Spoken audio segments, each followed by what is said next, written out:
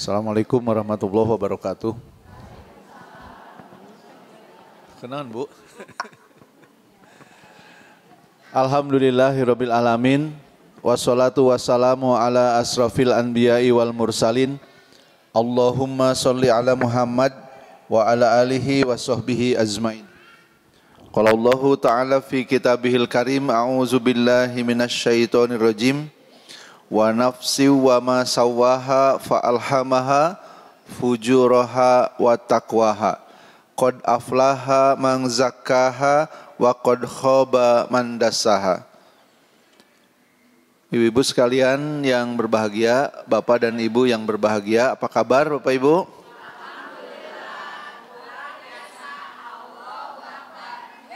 Alhamdulillah. Kenapa Ibu di sini sepi?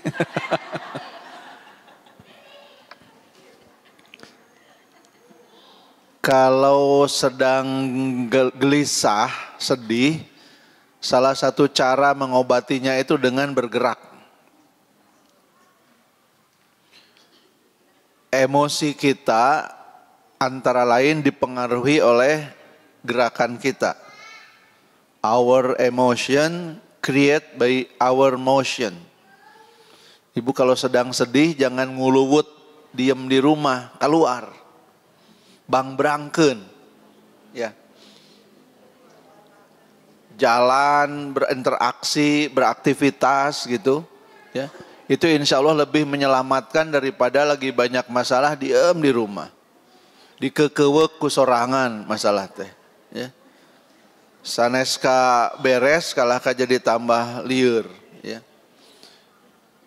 Nah, Ibu sekalian, Bapak dan Ibu yang terhormat, manusia itu oleh Allah diberikan kemampuan untuk mengelola diri.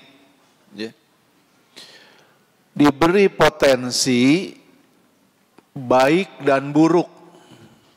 Manusia punya potensi jadi baik dan punya potensi jadi buruk. Kadang-kadang membingungkan sehingga ada yang bertanya, apakah manusia itu lebih mirip monyet atau lebih mirip malaikat?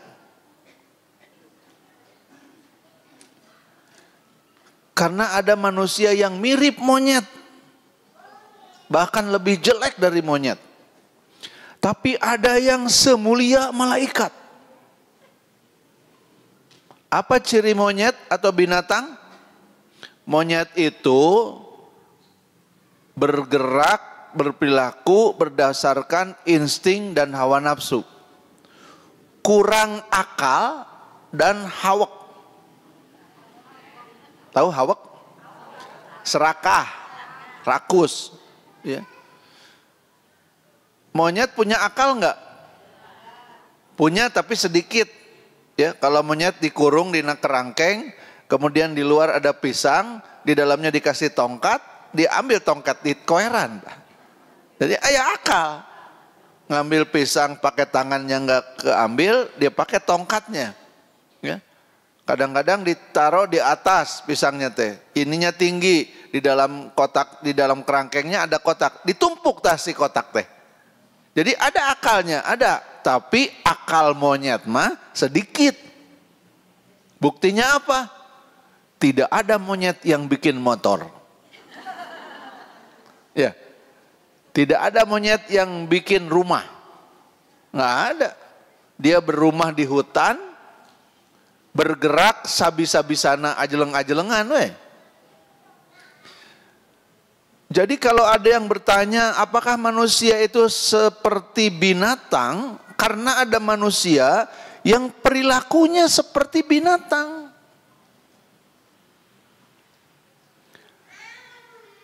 Cara orang Afrika nangkap monyet, Bu, ya. Ibu pernah lihat botol di laboratorium tabung reaksi gitu ya. Atasnya kecil, bawahnya besar gitu. Nah, oleh orang Afrika itu untuk menjebak monyet itu dimasukkan makanan kesukaan monyet ke dalam botol yang begitu. Ininya kecil, ininya besar, ya. Gitu. Dua dijajarkan. Monyet melihat ada makanan di situ, tangannya kan kecil, masuk tuh. Begitu sudah masuk dia pegang, begitu dipegang kan nggak bisa keluar, macet. Tapi akalnya kalah oleh nafsu, sudah tahu ini nggak bisa keluar. Lihat satu lagi, masuk lagi tangannya. Jadi dua naki kia, nggak bisa keluar, akhirnya datang tangkap. Mirip OTT KPK gitu.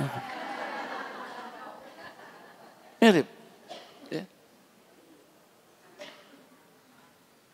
Manusia rakus yang mengambil uang yang haram itu lebih jelek dari monyet, dan monyet mah tidak tahu halal dan haram ya. Tapi manusia yang rakus itu sekarang makin terbuka, yang rakus teh makin macet. Dulu zaman Pak Harto yang paling terkenal koruptor itu Direktur Bulog. Ya. Korupsinya 6 miliar. Kemarin pejabat Mahkamah Agung di rumahnya pas digeledah ada uang 951 miliar. Hampir 1 triliun. Ditambah emas lebih dari 50 kilo. Emas 1 gram 1,6 juta. 1 kilo 1,6 miliar. 50 kilo 90 miliar. Jadi di rumah Pak pejabat itu ditemukan uang hampir 1 triliun. Ada hakim ditangkap, di mobil istrinya ada uang 56 miliar. Jadi lebih jelek mana? Monyet atau koruptor? Dan monyet mah kalaupun nyuri, sakabawana leungeun. Ya, monyet kalau nyuri, sebisanya dia ngambil. Tara aya monyet maok mamawa karung, tara. Ada monyet nyuri bawa keranjang? Nggak ada. Sebisanya dia bawa aja. Tapi manusia yang jahat, bahkan kita sedang bingung kumaha ngitungna korupsi timah 370 triliun. Kalau uang itu digunakan untuk kesejahteraan masyarakat, maka insya Allah orang-orang miskin akan tertolong ya. Yang tidak punya rumah bisa dibuatkan rumah oleh negara. Anak-anak keluarga miskin sekolah tidak harus mikir biaya sekolah. Kira-kira kalau naik bus gratis, itu ibu bapak mau nggak naik bus umum gratis? Ya. Jadi kereta gratis, bus gratis, rumah sakit gratis, sekolah gratis, mau nggak? Ada nggak negara yang begitu? Di mana? Luxembourg, salah satu negara di Eropa, itu bukan saja sekolah gratis, rumah sakit yaitu gratisnya karena mereka sudah bayar pajak, tapi angkutan umumnya juga gratis. Akibatnya apa? Tidak ada lagi kemacetan. Karena orang tidak perlu bawa mobil sendiri-sendiri. Angkutan umum sudah bagus dan gratis. Kita mudah-mudahan pada waras, para yang ngurus. Ya gimana lagi ngomongnya atuh Bu. Dah satos capek abdi ngomong teh. Melihat bahwa sebetulnya kalau semua uang yang dikorupsi itu untuk kebaikan masyarakat, insya Allah masyarakat akan hidup damai sejahtera. Ya. Jadi kalau orang itu hatinya bersih dan akalnya digunakan dengan jernih, maka orang dan kaum itu akan bisa hidup lebih baik.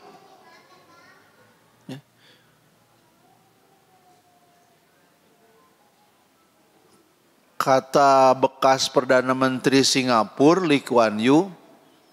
Lee Kuan Yew tuh ketemu dengan temennya. Kata Lee Kuan Yew, temennya itu dikasih pistol. Ditunjukin pistol. Kalau kamu korupsi, kata Lee Kuan Yew, saya yang bakal nembak kamu dengan pistol ini, katanya. Singapura bersih dari korupsi. Presiden Cina pesan 100 peti mati.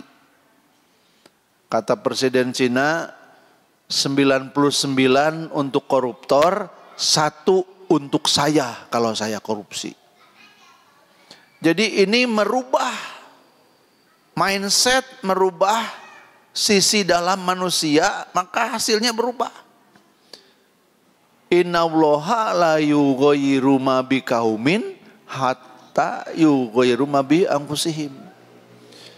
Kalau orang Indonesia termasuk kita masih tidak bisa berpikir jernih untuk mengambil hanya yang halal, hidup normal tidak harus berlebih-lebihan, ya. Kalau belum bisa begitu, belum bisa kita berubah. Bangsa-bangsa lain berubah. Kenapa? Karena mulai membersihkan dirinya. Jadi yang namanya membersihkan hati itu bukan hanya milik orang Islam. Tapi kalau kita harusnya lebih baik. Tapi ternyata bab yang satu tadi, apakah ada yang mirip malaikat, ada mirip monyet? Ternyata banyak yang mirip monyet, bahkan lebih jelek dari monyet. Kalau perilakunya masih begitu, nggak akan berubah. Ibu lebih suka uang banyak halal atau uang sedikit haram? Banyak halal.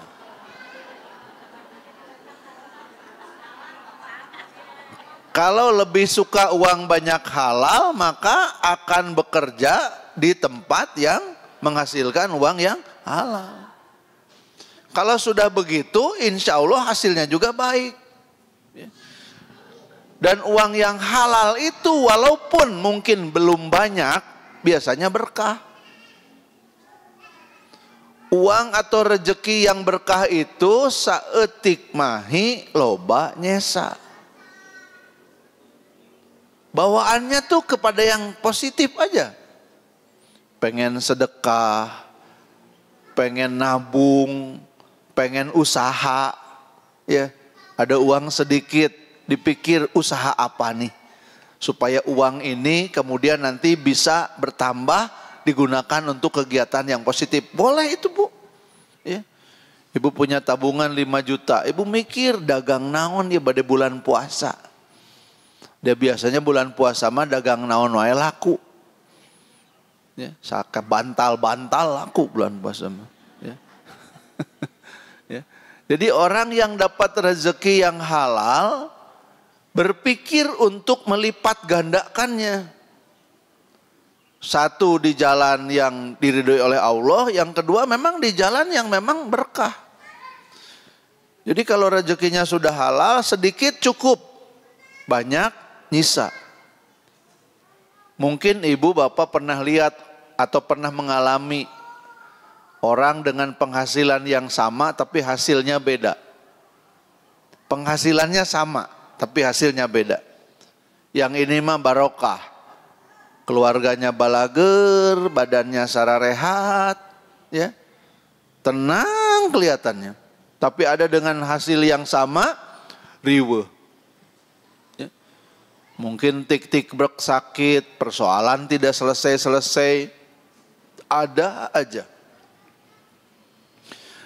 Ada orang yang harus kehilangan uang 500 juta.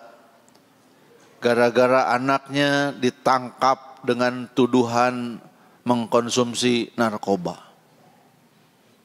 Apa boleh buat, memang banyak petugas hukum yang juga bangor. Ya. Kalau tidak disiapkan uang 500 juta, maka anak ibu masuk penjara. Kalau 500 juta, anaknya tidak di penjara tapi masuk rumah sakit ketergantungan obat, rehabilitasi. 500 juta na lapur. Ka rumah sakit kudu dibayar.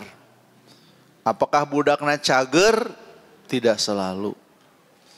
Jadi penghasilan boleh sama, tapi hasilnya bisa beda. Ya. Jadi manusia itu akan berubah menuju hidup yang lebih baik kalau bisa menjaga kolbunya baik, berperilaku mendekati sifat-sifat malaikat. Malaikat itu kan nurut ke Allah, Bu. Ya, gak pernah membantah. Apapun yang diperintahkan sami'na wa ata'na. Kalau kita ingin hidup lebih baik, cing nurut ke Allah. Sami'na wa ata'na. Apa yang diperintahkan lakukan. Kalau ada perintah Allah yang belum bisa dilakukan, istighfar. Bukan menyalahkan hukum. Itu mah hukum zaman Nabi. Nama geus zaman geus modern. Ya. Modernitas itu tidak selalu membawa kepada kebaikan. Di zaman modern justru ada gejala-gejala manusia makin menderita. Di kota Seoul di Korea Selatan, setiap tahun ribuan orang mati karena kesepian. Ibu kesepian enggak? Enggak ya. Badai kesepian kumaha, bangun tidur geus riweuh. Kudu masak, kudu nyeseh, kudu ngurus budak, kudu ngurus suami, coba mikir balanja, kudu nyetrika, beberes rumah, ikut pengajian kudu cepet-cepet. Sebelum jam 12 sudah di rumah, siapin makan siang, ngurus budak, budak tidur, istrika baju, mas istrika beberes deui, nyiapin makan malam, datang suami menyajikan, udah gitu suami noelan wae, boro-boro kesepian. Tapi itu ternyata lebih baik, Bu, daripada kesepian, karena kesepian itu bisa membunuh. Riweuh mah paling oge capek. Capek enak tidur, betul nggak? Tuh dari pagi itu udah kegambar tuh. Dari begitu bangun tidur sebelum subuh sampai lepas isya, aya we nu kudu diuruskeun teh, apalagi sama ibu-ibu. Mau tidur masih mikir isukan masak naon. Mau tidur masih mikir. Ya. Ya kan ibu-ibu mah begitu kerjanya. Dari sejak matahari terbit sampai mata suami terpejam. Aya we gawe. Si bapak can peureum mah anger we. Kan suami kadang-kadang manja ya, Pak. Nanyakeun kopiah wae ka istri, "Kopiah Bapak di mana?" cenah. "Eta naon?" "Oh nya hilap."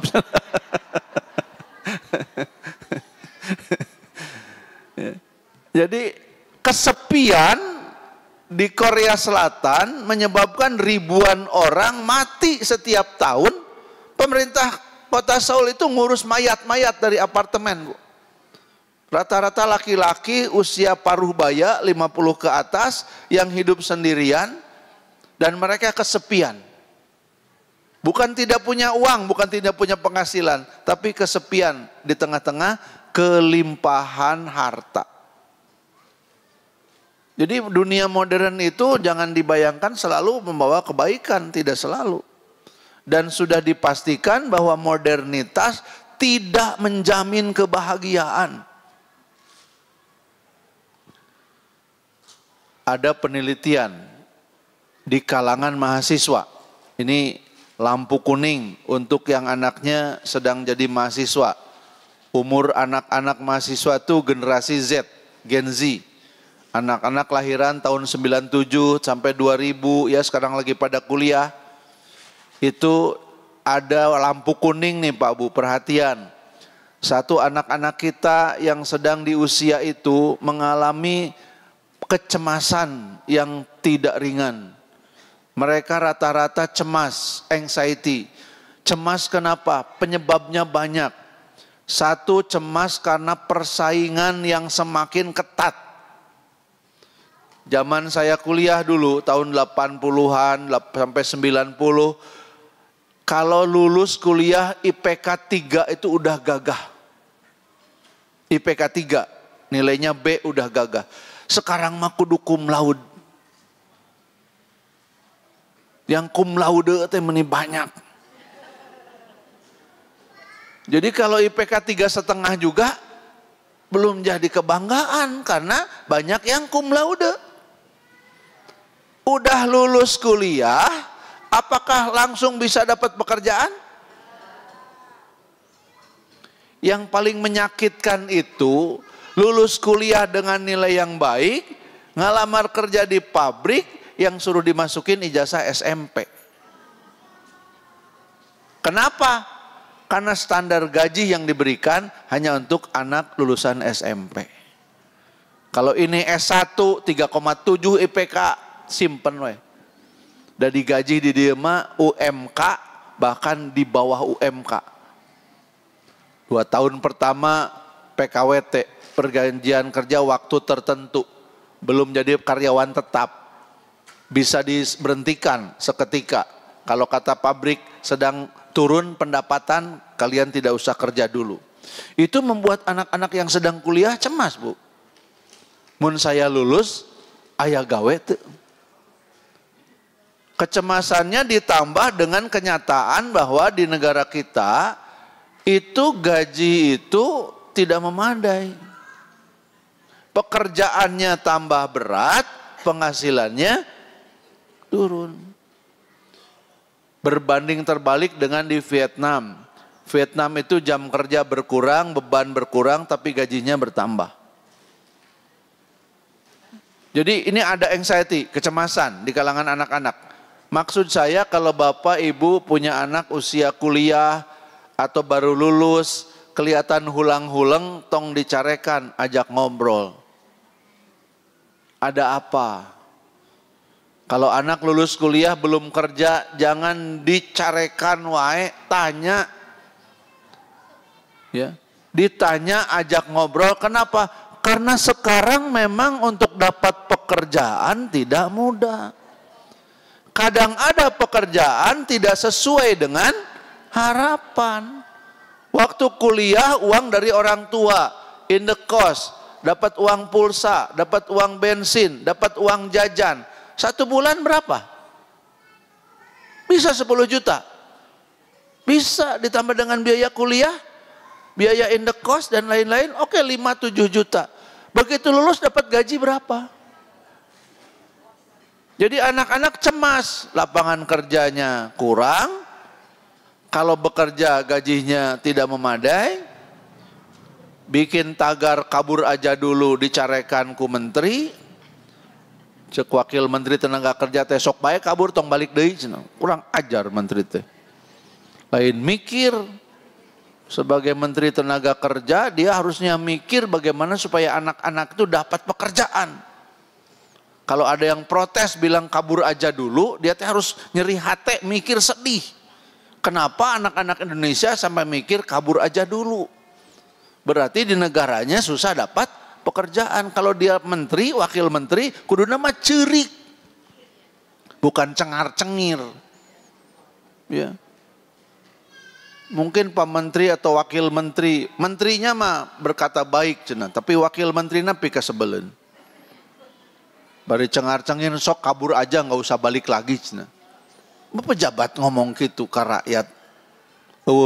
Nyaah-nyaah napisan. Ya. Saya nemenin para petani di kampung, Bu. Di kampung petani itu bukan nggak mau bertani, bukan nggak bisa, bukan. Apa yang terjadi? Mereka tidak punya modal untuk tani. Kalau sudah bertani, hasilnya mereka nggak bisa jual. Melak bonteng, udah jadi lama. Hitung-hitungan, kalau sekilo 4.000 baru untung. Datang tengkulap, kata tengkulap teh 2.000. Jadi bukan jual teh untung, tapi rugi 2.000 sakilo. Jadi kondisi ini menyebabkan kecemasan. 2, anak-anak kita mengalami apa yang disebut FOMO. Tahu FOMO ya Bu? Ada yang tahu? Fear of missing out. Sieun teu eksis, sieun teu siga batur. Batur HP na alus, urang butut nyeri hate.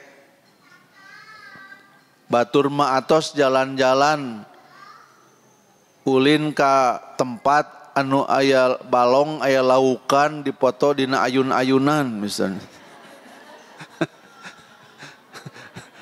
Batur atos urang acan nyeri hate, tak eta teh menit tatorese hayang ka ditu. Itu di kalangan anak-anak terjadi juga, Bu. Ya, merasa tidak seperti orang lain, disebutnya teh FOMO. Jadi anak-anak akan berusaha supaya jika batur sebetulnya mah teresep kasela on seven teh, tapi da batur ribut war tiket, maka abdi oge kudu miluan war tiket. Resep-resep teuing ka Dewa jeung Ahmad Dhani teh, tapi batur lalajo urang ge kudu lalajo. Itu namanya FOMO yang membuat orang jadi tidak nyaman. Dan secara ekonomi juga mengganggu. Saya ngobrol dengan seorang pedagang di Lembang. Kata si Inci teh, Pak Haji, saya mah teu ngarti cenah. Kunaon Ci? Ongkoh cenah ayeuna teh keur hese duit, tapi nu piknik jeung nu lalajo konser-konser loba wae. Ti mana duitna eta teh cenah. Kata saya teh, pan ayeuna mah aya pinjol. Pinjol itu kalau saya tidak salah baca nih Pak Bu, orang yang ngambil pinjol teh angkanya sudah sampai 60 triliun. Ditambah ayeuna pinjol jenis baru namanya pay letter. Ya. Shopee, Gojek, semua ada pay letter. Ambil sekarang, bayar belakangan. Pay letter dengan pinjol teh 11-12 eta keneh. Kalau ibu bapak ngambil pinjol berdasarkan nomor telepon dan KTP, maka semua data yang ada di telepon bapak ibu akan disedot oleh tukang pinjol. Saha anu sering dihubungi, saha anu aya hubungan keluarga, saha besti tah. Begitu bermasalah tuh yang minjam uang, maka digedor tanu ieu teh ditagihan ka dieu. Tidak ada rahasia lagi. Jadi FOMO menyebabkan anak-anak juga bertambah penderitaannya, ya. Karena tidak semua yang ingin dicapai bisa didapat. Yang ketiga, ini penelitiannya sudah 6 bulan yang lalu, sekarang gejalanya kerasa. Yang ketiga, anak-anak kita mengalami apa yang disebut trust issue. Trust issue itu apa? Tidak percaya kepada orang lain, tidak percaya kepada aparat penegak hukum, tidak percaya kepada politisi, tidak percaya kepada pejabat. Itu anak-anak mengalami itu. Jadi bagi mereka harapan kerja kudu aya orang dalam, ya. No viral, no justice. Capek, anak-anak tuh capek Bu, ngadepin itu. Kita mungkin tidak terlalu kepikiran, untuk anak-anak Gen Z itu jadi pikiran. Mun engke orang hirup, kumaha mun kitu wae. Maka mereka kehilangan kepercayaan. Kasus aparat penegak hukum melanggar hukum makin banyak. Kasus pejabat yang ditangkap makin banyak. Di kalangan anak-anak eta teh kapikiran. Pesan saya apa? Kalau di luar sudah begitu, coba di rumah jangan sampai anak-anak juga tidak percaya kepada kita sebagai orang tuanya.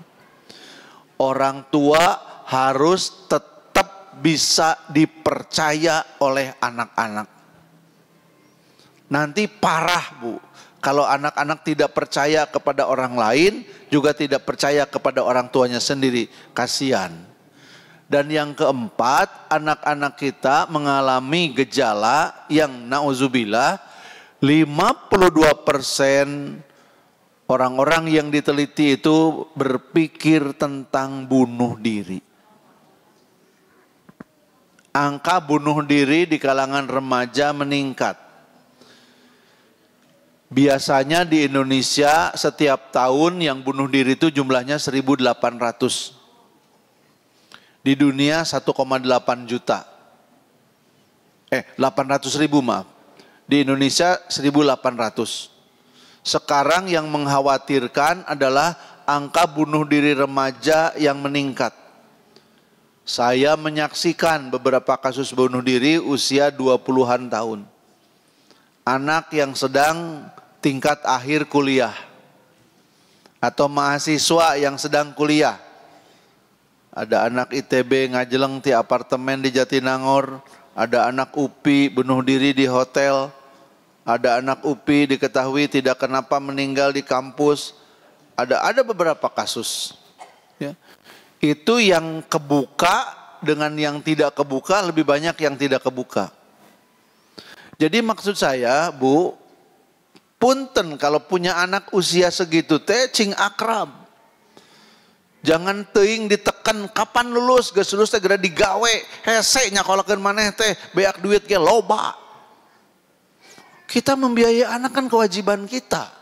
Ya. Kita dorong anak-anak kita bagus rezekinya, alhamdulillah. Dan sekarang suasana sedang begitu. Nah, jadi kembali kepada bagaimana kita membersihkan kolbu, ya harus dibersihkan dari berbagai penyakit. Salah satu penyakitnya itu memang tamak dan cinta dunia. Tamak, cinta dunia, teu inget ke akhirat, udah rusak. Ya. Kalau masih ingat akhirat mah kan kayak ibu tadi ditanya, lebih suka uang banyak halal atau sedikit haram? Banyak halal. Itu orang cirinya ingat akhirat. Daripada sedikit haram, mendingan banyak halal. Kalau yang nggak ingat akhirat mah rek haram, rek halal, penting mah duit gitu. Udah lupa pada akhirat. Ya. Jadi penyakit hati bernama cinta dunia, rakus, ya. Dan kemudian ditambah dengan tidak ingat akhirat, itu terpuruklah. Seorang yang begitu bakal terpuruk. Ya. Ada banyak penyakit hati yang harus dibersihkan. Selain tamak, cinta dunia, juga pendendam. Ya. Tekaup kasinggung, lila nyeri hatena teh. Pokoknya mah awas. Si eta nyeri, awas itu. Capek jadi orang begitu, ya. Semua energinya teh kepada balas dendam, ya. Jangan memelihara dendam. Kalau kita memelihara dendam, maka fokus kita kepada membalas dendam.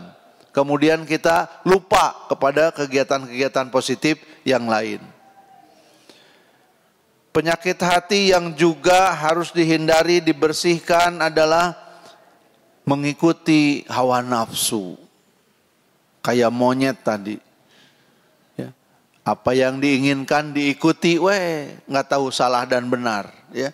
Padahal kalau manusia sudah bisa berusaha untuk taat pada Allah dan dia kendalikan hawa nafsu, nanti oleh Allah ditolong. Ada pemuda dari kampung, Bu, sebutlah namanya Ahmad, ya. Kang Ahmad ini terkenal soleh di lemburna keneh oge. Kuliah di Bandung, tepatnya di Jatinangor. Satu hari teman-temannya ngajak untuk ke diskotik. Mad, cing kamu teh gaul saeutik, hayo milu cenah ka diskotik. Naon diskotik teh? Lihat aja cenah nanti. Naik tuh mobil dari Sumedang, dari Jatinangor ke Bandung. Baru juga mobil berjalan berapa menit, eta si Ahmad udah tidur. Sampai di Bandung di lokasi diskotik, enggak bangun, dibangunin juga. Kata teman-teman, geus antep we lah, kayak ngan hudang ge nyari kita cenah. Tinggalin di mobil. Sampai teman-temannya beres dugem, eta balik lagi ke mobil, masih sare teh Ahmad.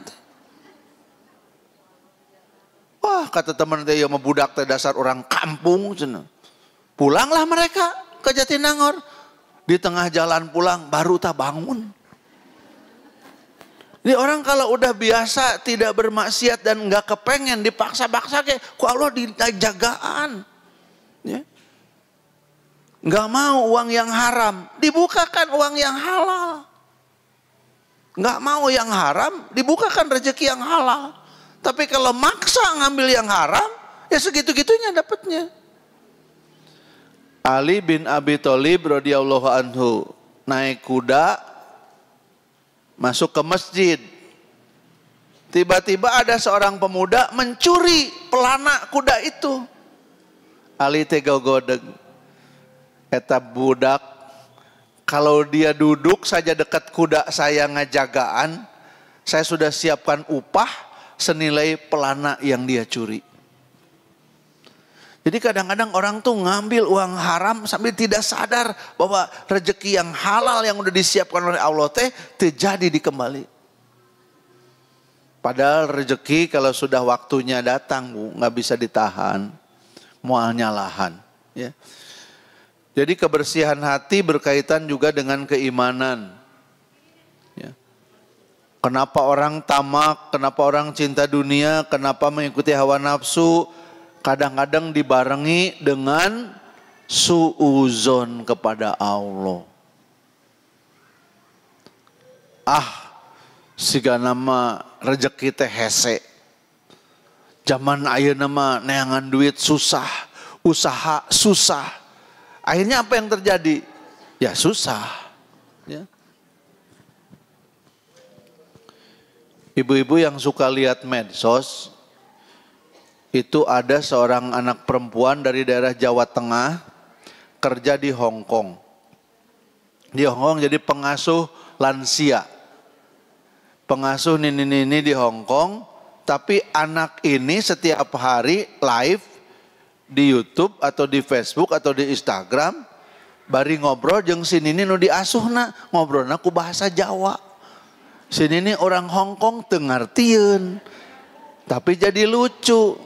Kadang dicarekan sini nih, wis tua, marahin melulu, yang ngonong kocok yang nganam, sini nih nanti seri we, orang Hongkong dicarekan ku bahasa Jawa, tengah arti, kadang-kadang sini nih teh ditiungan Bu, ayo sholat dulu katanya gitu, aku mau sholat, ayo ikut, iki pakai mau kena gitu, surah seri we, tengah artieun. Tapi dari live di Facebook itu, si anak perempuan ini dapat sekitar 20 juta sebulan. Gajinya sebagai TKW di Hong Kong berapa? Tapi dengan uang yang dia dapat dari posting konten positif itu, dia bisa bangun rumah di kampung. Jadi rezeki itu ada, enggak mungkin Allah menciptakan makhluk tanpa disertai dengan rezekinya. Jadi kadang-kadang orang jadi hawak, tamak, cinta dunia, kemudian juga mengikuti hawa nafsu karena suuzon pada Allah. Selama ini tidak dibersihkan, nggak akan berubah nasibnya. Juga tidak boleh memelihara rasa marah, godob, pemarah, nggak boleh. Seetik-etik ngambek, bubar atau temen teh Bu. Tetangga kanan dicarekan, tetangga kiri dicarekan, tetangga jauh dicarekan, Pak RT dicarekan. Tuh nggak punya teman, ya. Jelek, sifat pemarah, jauhi. Komo jaba gede ambek, jaba gede hutang. Nauzubillah. Sieun, ya. Juga tidak boleh memelihara kesombongan, takabur. Ya. Takabur, ujub, ria. Apa bedanya? Takabur sombong. Sombong itu apa? Menolak kebenaran. Saya salah nih. Ya, saya parkir di tempat dilarang parkir, kan salah. Tiba-tiba ada yang ngasih tahu, "Pak, dilarang parkir. Nu negur satpam. Saya merasa lebih mulia dari satpam. Saya akan bilang, saha maneh? Satpam we ngalarang-larang. Sombong. Padahal jelas aturannya dilarang parkir. Hanya karena yang negur satpam, kemudian balik marah. Itulah salah satu ciri orang yang sombong. Ibu dengan anak pinter siapa?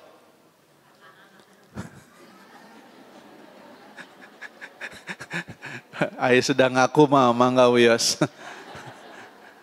Kadang-kadang orang tua itu sudah merasa lebih benar, lebih pintar dari anak. Jadi kalau anak yang ngomong nyanyahwanan maneh mah. Mama geus kolot, bapak mah geus kolot, sudah banyak makan asam garam. Kata anak teh paingan darah tinggi. Sudah banyak makan asam garam. Jadi jangan sombong, dengar pendapat orang lain teh, dengarkan. Tong ngarasa pang benerna sorangan. Kita punya pendapat bagus. Tapi kalau ada orang lain punya pendapat berbeda, coba dengarkan. Nupang enak nama, pokoknya nama sayur lodeh. Teu aya deui, sayur lodeh enak. Kata teman kita teh, merencan ngarasaan sop ayam. Jadi kalau ada orang berpendapat, dengarkan dulu. Ya, jangan sombong dengan pendapat merasa pang benerna. Tidak, orang sombong itu jadinya tidak bisa dinasehati. Di papatahan kalaka malik ngambek. Ya. Jangan dipelihara kesombongan. Apalagi takabur menolak perintah Allah. Ini sombong yang mendatangkan azab yang sangat besar. Ya. Sekali lagi, hukum-hukum Allah kita terima. Adapun kalau kita belum bisa melaksanakan istighfar, minta ampun. Ya. Yang namanya penyakit hati yang harus dibersihkan juga hasad, ya. Dengki. Dengki itu membuat amal kita habis. A dengki ke si B, maka amal A dikirim ke B. Masih keneh dengki, dosa B dikirim ke A. Tapi ada yang nanya ke saya, Bu, di gunung, pengajian di gunung, ada yang nanya, Pak Ustadz, kumaha pami abdi dengki ke si A dengki ke abdi, cenah kumaha. Pangirim-ngirim. Ya, mana nu leuwih loba dosa we eta mah. Dengki itu merusak diri, amal kita habis. Dosa orang lain ditimpakan ke kita, itu akibat dari dengki. Ya. Contoh dengki yang paling gampang. Tetangga beli motor, ibu sibuk ngitung cicilannya. Mahal cicilan nanti 800.000, jabat 35 bulan, lamun telat sapoe aya denda, ditagih, nanaonan. Yang beli motor orang lain, kita yang sibuk ngitung cicilannya. Ya. Orang lain dapat kesenangan, kita yang merasa terganggu. Anak orang dapat jodoh, ya. Tetangga kita anaknya perempuan, dapat jodoh yang baik, jaba kasep, jaba beunghar. Kita teh bukannya ikut seneng kalah padahal gelisan anak urang. Ya Allah. Bukannya ikut bersyukur, alhamdulillah tetangga kita anaknya sudah dapat jodoh yang baik. Ya Allah, berikanlah jodoh yang baik pula untuk anak saya. Gitu harusnya mah. Bukan jadi tegenah gitu. Ya, itu kalau ada begitu cepat istighfar, berarti itu kedengkian bersemayam dalam hati kita. Selama kita memelihara kedengkian, nggak akan ada bagus-bagusnya. Orang lain salah terus, hidup kita juga susah. Yang juga harus dijauhi adalah penyakit hati yang mengotori hati yang bernama ria atau pamer.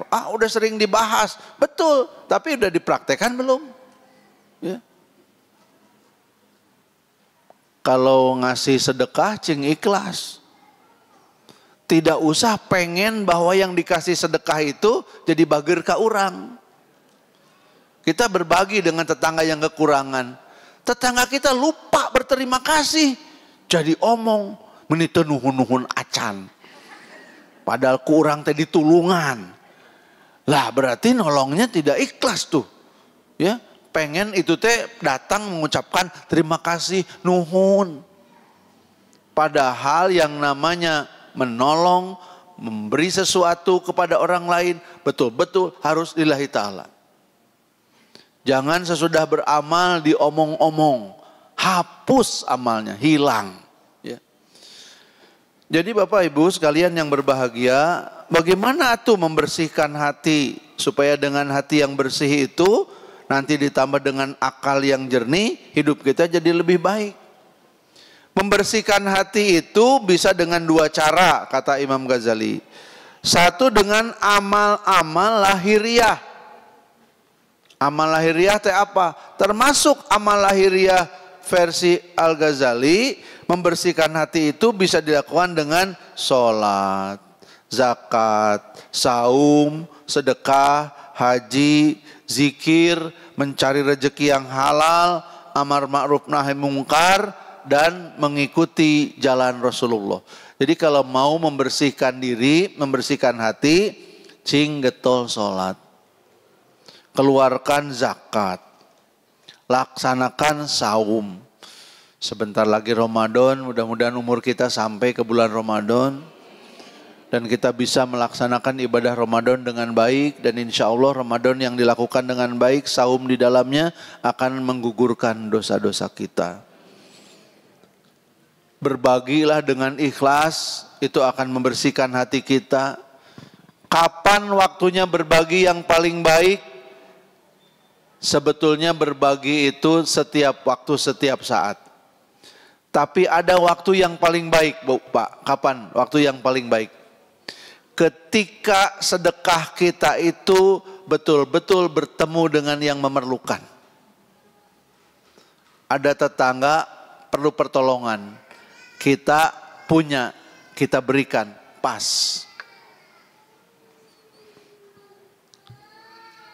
Jangan tidak punya niat membantu, walaupun kita sedang dalam kekurangan.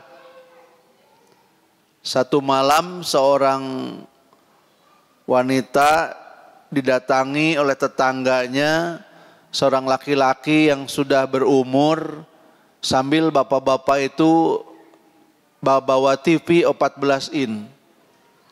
Neng, bapak minta tolong. Minta tolong apa Pak? Tolong beli iya TV bapak. Buat apa Pak? Kenapa? Anak bapak mau melahirkan, suaminya nggak tahu kemana ini teh. Bapak tidak punya uang sama sekali. Neng, tolonglah beli TV bapak ini. Neng berani berapa? Uangnya akan bapak bawa untuk biaya persalinan anak bapak. Si Neng itu tidak punya uang, tapi dia punya kalung beberapa gram. Dibuka kalungnya, Pak, bawa kalung saya, jual ke toko emas, pakai uangnya buat nolong biaya persalinan anak bapak, TV mah candak deui we. Kata si bapak, menerima kalung 3 gram itu si bapak ngedeg-deg. Bapak enggak sanggup Neng katanya. Bapak takut kalau ini hilang malam ini gimana? Tolong sama Neng aja pangjualkeun. Nanti uangnya sama bapak dipinjem. Bapak takut katanya. Akhirnya anak perempuan itu, baik Pak. Besok akan saya jual kalung saya ini, hasil penjualannya akan saya kirimkan ke rumah bapak. Jadi dia tidak punya, tapi ada sesuatu dia pengen bantu. Besok paginya anak perempuan ini ke pasar, ke toko emas, teu acan buka toko nate. Sambil nunggu toko emas buka, dia jalan-jalan ketemu dengan temannya. Mau kemana katanya? Mau ke toko emas, mau beli emas? Bukan, mau jual. Kenapa dijual? Ya udahlah nanti ceritanya mah, ayeuna mah mendingan sarapan dulu aja katanya. Tuh sudah ada tukang kupat tahu, kita makan kupat tahu. Makan tuh berdua. Teman lama ketemu di pasar. Sesudah makan kupat tahu, temannya nanya, kenapa kamu jual kalung, buat apa? Dia cerita, tetangga saya tadi malam datang ke rumah, Laki-laki setengah bahaya, si bapak teh karunya Mamawa TV 14 in disuruh dibeli oleh saya karena anak perempuannya mau melahirkan, menantu si bapak entah kemana. Si bapak itu tidak punya uang. Oh katanya, gini, temannya itu mengeluarkan amplop. Ini uang zakat saya belum saya bayarkan. Saya bawa-bawa, ngan belum ditunaikan. Mudah-mudahan cukup untuk membantu biaya persalinan anak si bapak. Kalung kamu tidak usah dijual. Jadi Bu, kita tuh harus husnuzon pada Allah, harus mau berbuat baik. Kalau sudah niat berbuat baik, nanti Allah bukakan jalan. Ya. Sedekah yang ikhlas, tidak ria itu diberikan tangan kanan memberi, tangan kiri tidak tahu. Tidak berharap kembali. Tapi Allah tuh maha tahu. Ya. Allah maha tahu. Bahwa kalau kita sudah berniat baik, Allah berikan pertolongan. Seorang wanita didatangi tetangganya yang datang nangis-nangis. Mbak, pinjami saya uang lah katanya. Kenapa? Anak mau bayaran sekolah, yang satu sakit, saya perlu banget uang. Si teteh ini, saya bukan menyuruh arisan, tapi cerita ini memang baru pulang arisan, dapat arisan sekitar 2 juta. Perlunya berapa? Kata si teteh ini tuh. Ya saya perlu sekitar 2 juta, boleh pinjem dulu nggak? Kalau ada pinjem, punten katanya. Ya saya sebetulnya harus nunggu suami dulu. Karena uang ini juga dari suami, arisan teh. Jadi saya harus lapor dulu ke suami. Boleh enggak uang 2 juta ini saya pinjamkan. Tapi ini teh saya harus segera ke rumah sakit. Maksa pisan. Dan dia tahu ini tetangganya yang baik, bukan mengada-ada. Akhirnya dia bilang, ya sudah bawa uang ini sok gunakan untuk biaya berobat, untuk biaya sekolah anak, sok mangga. Begitu suaminya pulang, si teteh deg-degan, sieun dicarekan. Beres suaminya makan, baru ajak ngobrol. Kang, saya mau minta maaf. Kenapa? Salah naon kamu teh cenah? Itu tadi uang arisan dipakai naon? Ada tetangga, anaknya sakit, belum bayar kuliah, belum bayar sekolah. Cerik-cerik dia aku teh enggak tega. Jadi uang 2 juta teh langsung aku pinjamkan. Kata suaminya, oh alhamdulillah. Nah alhamdulillah, nih bonus tahunan dari kantor. Geus tong diingetan 2 juta mah, ieu berlipat-lipat dari 2 juta. Jadi jangan tidak berpikir nolong orang. Jangan merasa jadi orang yang paling sengsara. Milih lagu menderita. Aku merasa orang termiskin di dunia yang penuh derita bermandikan air mata. Lagu teh menit semangat tuh. Lagu teh sing semangat, juta gentar gitu. Takbir, Allahu Akbar gitu. Mangkat tuh penyakit, mangkat semuanya hilang. Ya, jadi jangan pamer dalam beramal, jangan tidak berpikir untuk beramal. Orang yang tidak pernah berpikir untuk beramal, nih saya nggak akan dapat kesempatan beramal. Amal itu tidak harus heboh, Bu, tidak harus kalung, tidak harus 2 juta. Wa may ya'mal misqala dzarratin khairan, meskipun sebesar zarah kebaikan dibalas oleh Allah. Seorang anak ke ibunya minta menu istimewa. Bu, aku makan siang sekarang pengen yang istimewa. Hoyong naon atuh kamu teh cenah? Pengen tumis genjer. Tumis genjer pakai oncom ya, dikasih cengek. Nikmat. Nasi putih ngebul-ngebul. Masya Allah. Kerupuk tos cekap. Ya kata ibunya teh kalau pengen genjer sok atuh kamu ngalah. Da di lembur mah tinggal ngalah teu kedah meser ka sawah Semangat tuh si anak teh, dapat genjer banyak. Nih mak, tolong dimasakin. Aku mau ke sawah lagi. Dur beduh, pulang ke rumah, mau makan, genjer teh ngan sapiring. Mak, ai genjer teh ka mana? Ai eta genjer. Nah ngan sakieu, pan sakitu ge mahi. Nya pan tadi teh seueur. Geus tong loba omong eta mahi teu, cekapnya geus eta dahar. Orang kampung mah begitu.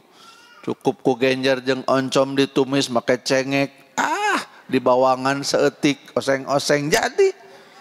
Ya. Makan tuh si anak teh Bu. Ya. Nggak ada ayam, telur, nggak ada. Tapi tos nikmat we eta oncom jeung genjer oke. Beres makan, kembali lagi ke ladang, ke sawah. Sore dia pulang. Pada asar. Nah di meja makan teh aya cau, aya roti, aya jeruk. Bu, ya di mana? Tak eta teh genjer cenah. Maksudnya gimana Bu? Kan tadi kamu bawa genjer banyak, ku ibu dimasak, dan malah habis ku urang. Dibagikan ke tetangga. Tetangga iya ternyata meser cau, inget karena genjer. Cauna beli 2 sikat, nu hiji dikirim. Nu iya meser roti, inget karena genjer pangirim. Rotina beli 2, dikirimkan 1.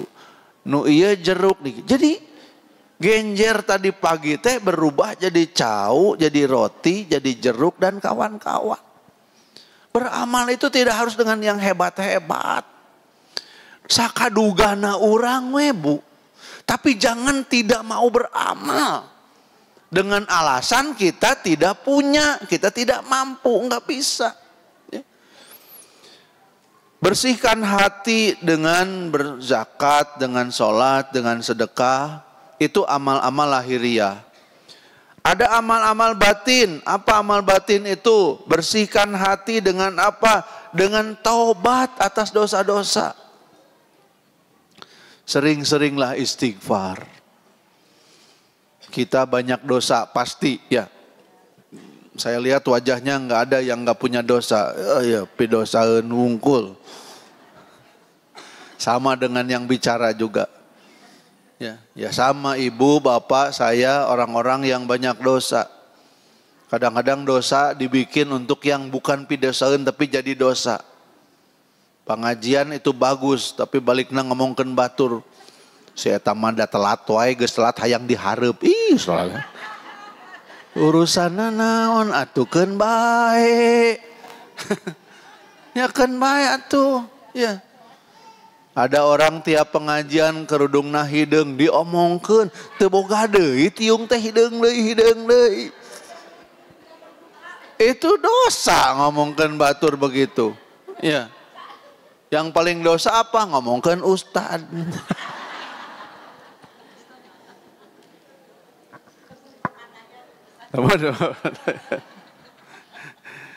Jadi untuk membersihkan hati perbanyak taubat. Kalau perlu sholat tobat. 2 rakaat bacaannya bebas. Niatkan tobat atas dosa-dosa. Setiap sujud minta ampun pada Allah atas segala dosa-dosa. Yakin kita punya dosa. Ada yang terasa, ada yang tidak. Kemudian juga kembangkan rasa takut pada Allah. Ya. Khauf, takut sieun, cemas, takut kalau Allah murka pada kita, takut kalau kita teh meninggal suul khotimah, nauzubillah.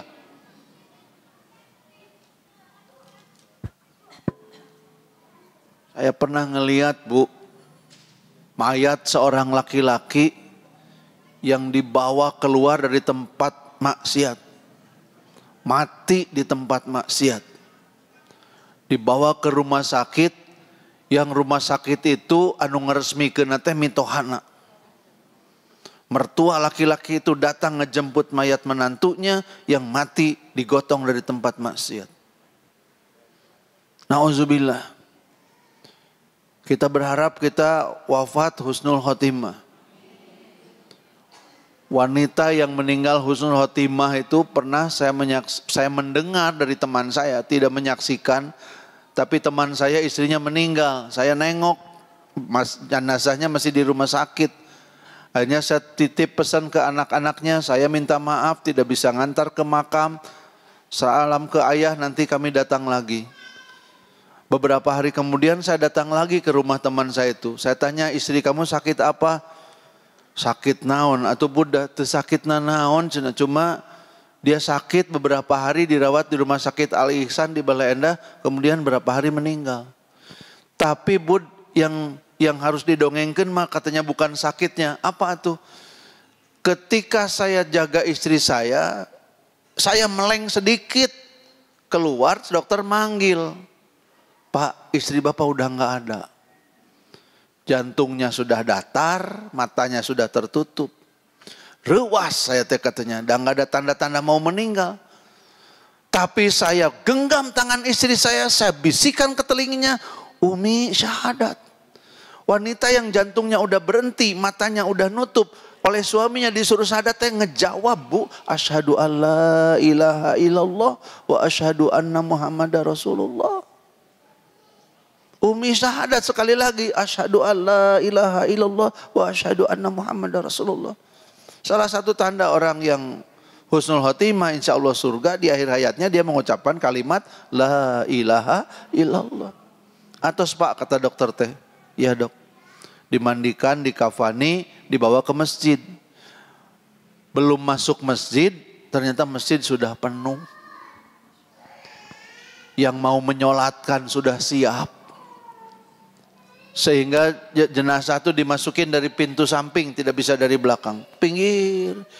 Di depan masih ada satu saf kosong, keluarga, bapak-bapak di saf depan sholat. Kata teman saya, "Bud, begitu assalamualaikum," katanya, ternyata masjid teh kosong. Saya tidak tahu siapa yang menuhin masjid, semuanya laki-laki, baju putih, tingginya sebaya. Kita kan pengen kalau meninggal teh, kalaupun tidak begitu, pokoknya mah berucap tahlil aja, la ilaha illallah. Suami ridho, anak-anak ridho, tetangga ridho, teman-teman ridho. Cirinya ridho teh sedih, bukan cirinya ridho teh seri. Kalau ibu meninggal lebih dulu dari suami dan suami ridho, ada keterangan yang menyebutkan ibu bisa masuk surga dari pintu mana saja. Tapi ada yang mempersoalkan. Tapi setidaknya kalau wanita meninggal lebih dari suami dan suaminya ridho, insya Allah hisabnya ringan. Jadi pulang dari sini ibu tanya ke suami, "Kang, kalau aku meninggal lebih dulu, akang ridho tuh?" Gitu.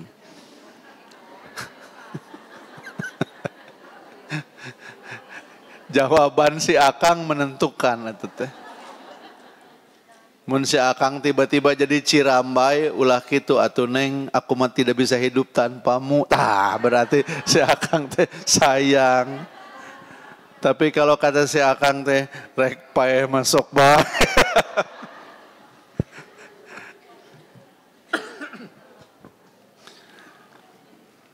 Jadi kita berharap akhir hidup kita husnul khotimah. Maka perkuatlah rasa takut. Jaga dari maksiat, jaga dari kejahatan, takut pada Allah. Ya. Itu membersihkan hati itu, Bu. Orang yang pemberani tesieun ke Allah mah tunggul dirurut, catang dirumpak, aturan dilabrak.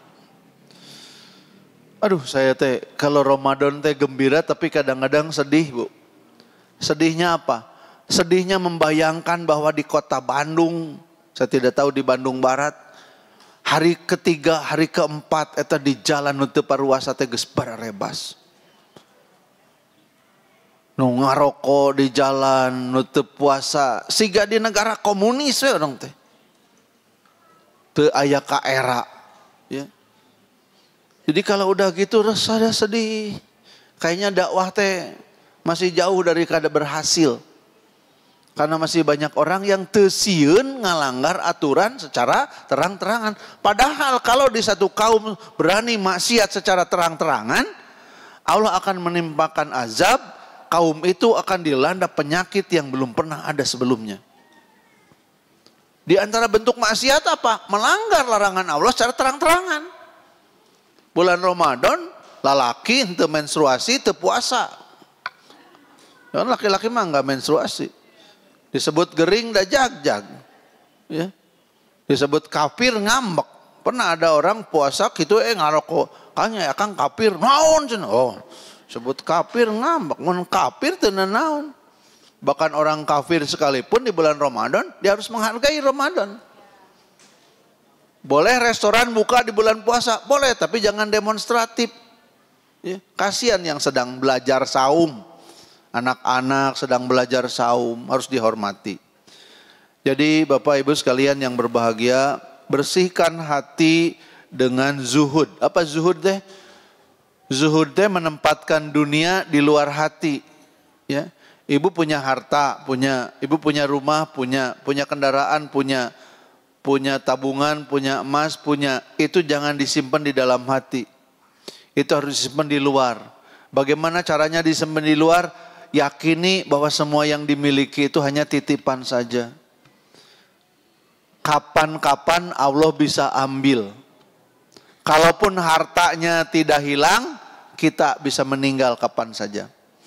Saya sering diminta tolong oleh keluarga-keluarga berada yang orang tuanya meninggal. Dimintai tolong untuk menyaksikan bagi waris. Harta sekian puluh miliar. Ini kebagiannya segini, ini kebagiannya segini, ini kebagiannya segini. Yang saya bayangkan apa? Nu usahana yang bekerja kerasnya sehingga dapat harta puluhan miliar itu, kalau sudah meninggal mah teu nyandakna naon. Jadi zuhud itu adalah menyimpan harta dunia di luar hati. Jangan masuk ke dalam hati. Kalau harta dunia masuk ke dalam hati, nanti hatinya sempit. Nu kapikiran teh dunya we, ya. Kurang sedikit ribut. Hilang sedikit riweuh. Kapiheulaan ku batur panas. Wah, ya. Bersikaplah zuhud pada dunia. Ya. Jangan sombong kalau sedang berada, tong teuing sedih kalau sedang tidak punya. Karena kaya dan miskin bukan ciri Allah sayang dan Allah marah, bukan. Apakah yang paling disayang Allah yang paling banyak harta? Bukan, da orang kafir ge baleunghar. Yang paling disayang Allah itu kalau diberi harta dan harta itu didapat dari jalan yang halal, ditunaikan di jalan Allah. Itu yang paling disayang oleh Allah. Untuk siapa harta ditunaikan? Yang terutama untuk kepentingan keluarga. Jangan tibalik, ay nyumbang kemana-mana, budak minta duit, istri minta belanja, nggak ada, berhemat. Cek presiden ge efisiensi.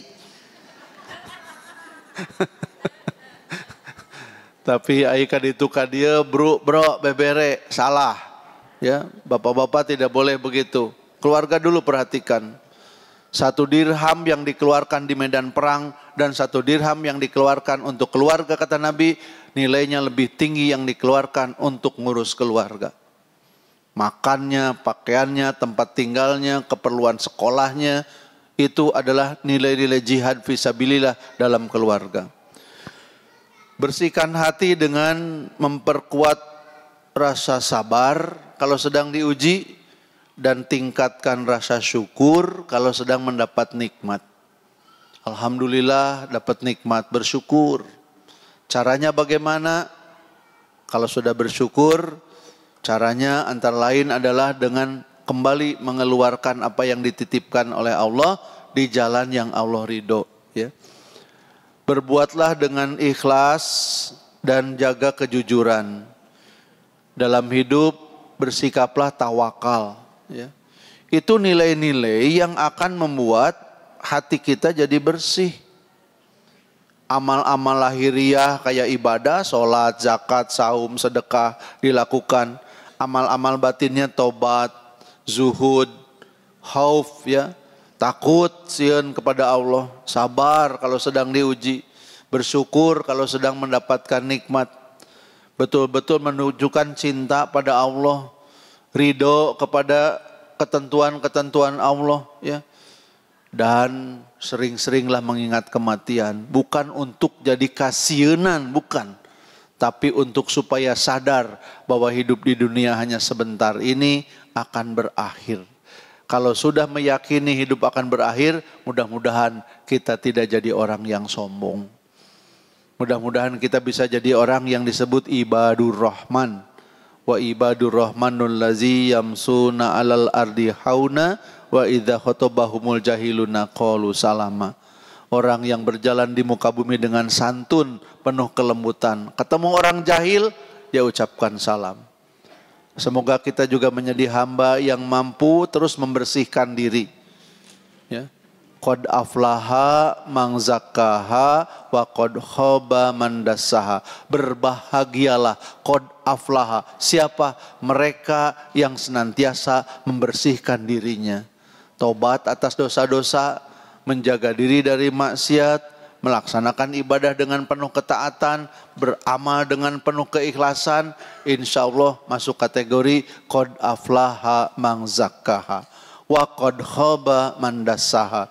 Celakalah mereka yang kerjanya mengotori dirinya sendiri. Ibu-ibu dan bapak-bapak yang terhormat, dengan penuh permohonan maaf, saya tidak bisa nambah waktu ya, karena ada janji ini. Mohon maaf pisan. Kita tutup saja dengan berdoa. Nanti panitia mengambil alih untuk kegiatan yang lain. Kita doa dulu sejenak ya. Kita awali dengan istighfar sama-sama. Astaghfirullahaladzim. Astaghfirullahaladzim. Astaghfirullahaladzim. Astaghfirullahaladzim. Astaghfirullahaladzim. Astaghfirullahaladzim. Allazi la ilaha illa huwal hayyul qayyum wa atubu ilaih. Allahumma salli ala Muhammad wa ala ali Muhammad. Rabbana zalamna anfusana wa illam taghfir lana wa tarhamna lanakunanna minal khasirin. Rabbana hab lana min azwajina wa zurriyatina qurrata a'yun waj'alna lil muttaqina imama. Rabbighfir lana wa liwalidayna warhamhuma kama rabbayana shaghira. Rabbana atina fid dunya hasanah wa fil akhirati hasanatan wa qina azabannar. Rabbana atina fid dunya hasanah wa fil akhirati hasanatan wa qina azabannar. Rabbana atina fid dunya hasanah wa fil akhirati hasanatan wa qina azabannar. Subhana rabbika rabbil izzati amma yasifun wa salamun alal mursalin walhamdulillahirabbil alamin. Wassalamualaikum warahmatullahi wabarakatuh.